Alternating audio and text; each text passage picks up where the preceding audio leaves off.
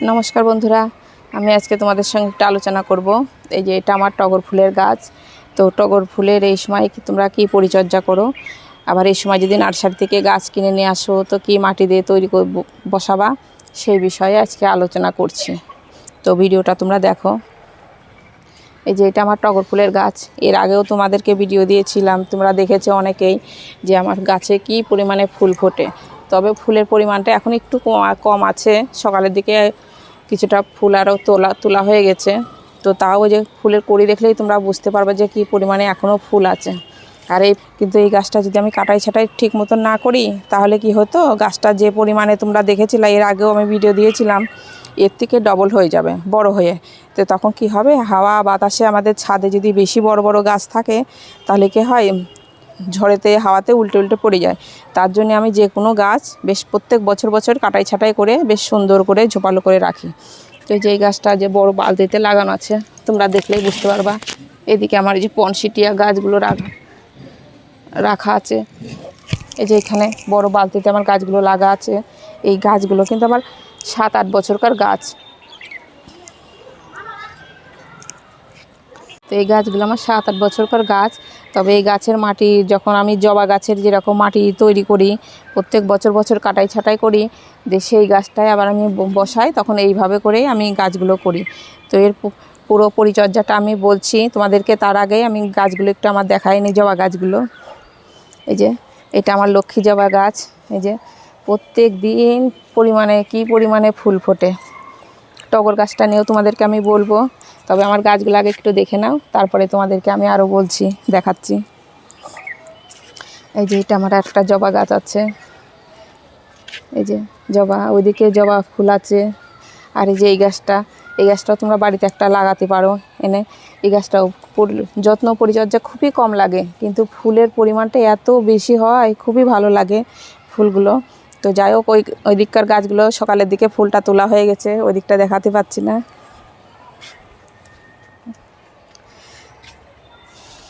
আর যে এখানে কিছুটা গাছ আছে, আমার দেশি জবাটাই বেশি আছে। এই যে কি পরিমাণে ফুল ফুটেছে। যে এটা আমার গার্ডেন করা গাছ।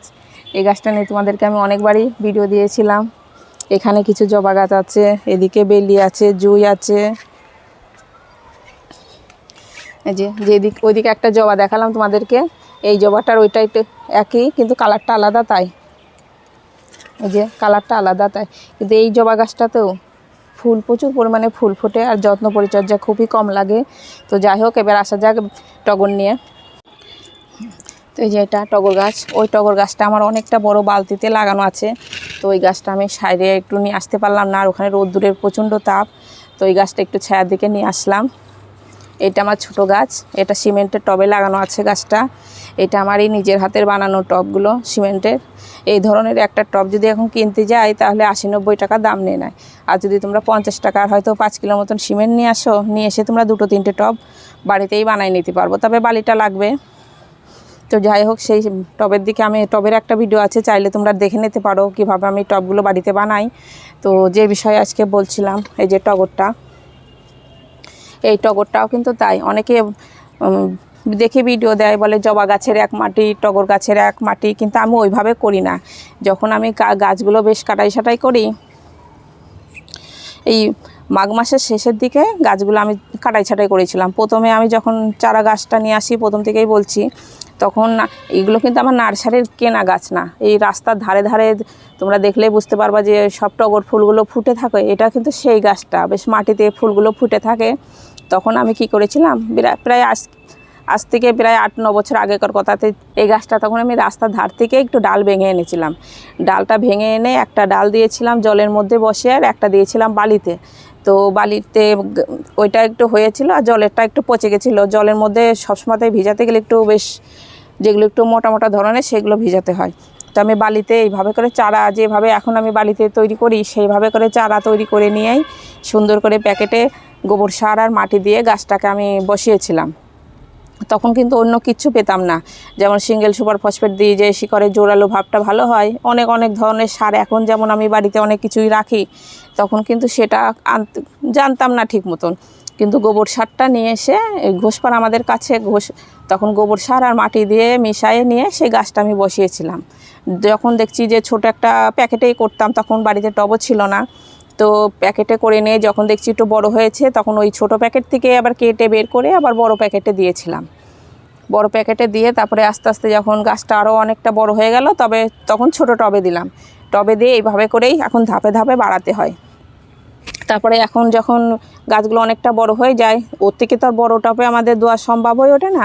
তা তার জন্য কী করি, এখন প্রত্যেক বছর ওই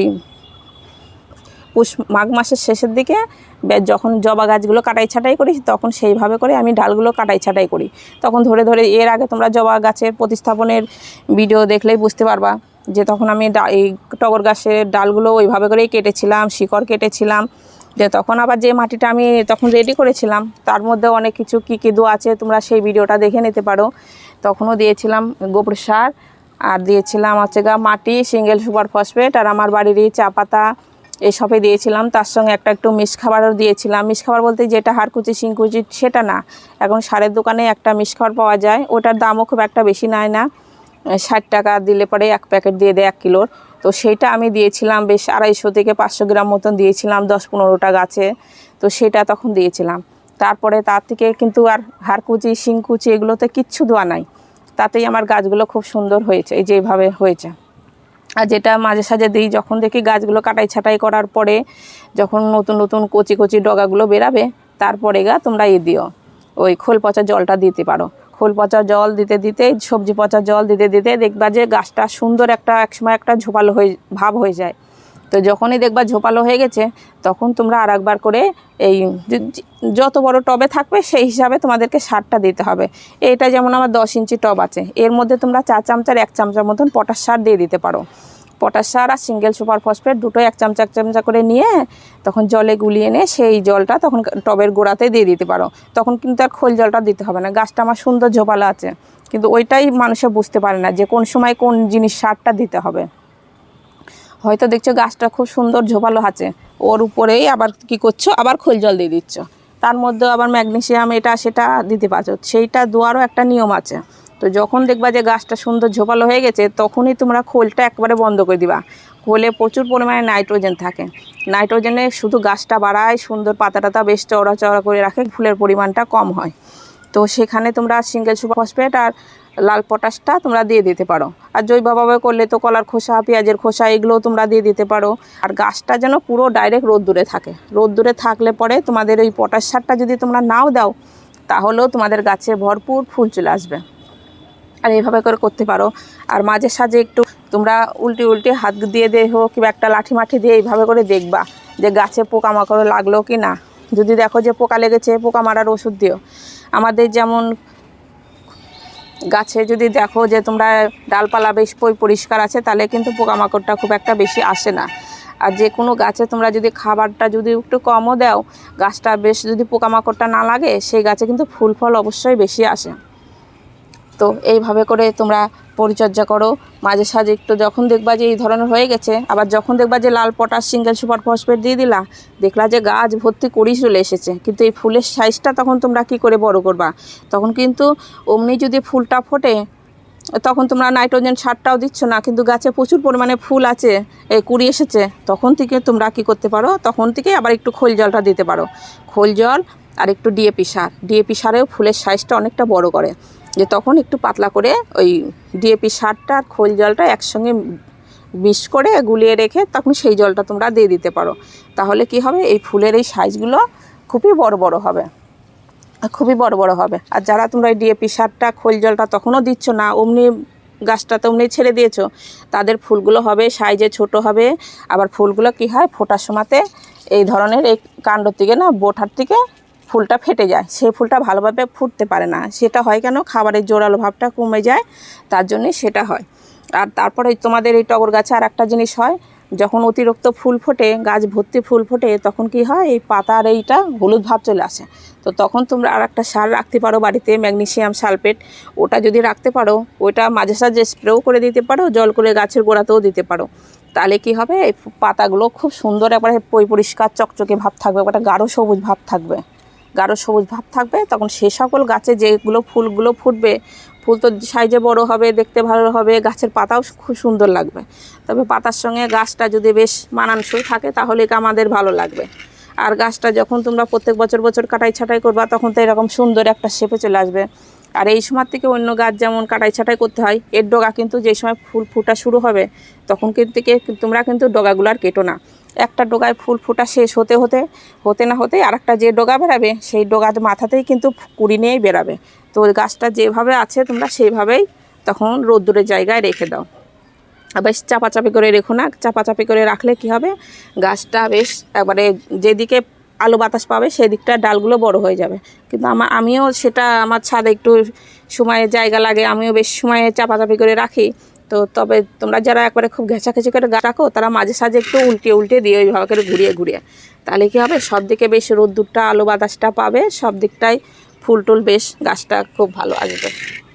তো এইভাবে করেই তোমরা পরিচর্যা করো, তোমাদেরও গাছ খুব সুন্দর হবে। তো ভিডিওটা এখানে শেষ করছি, নমস্কার।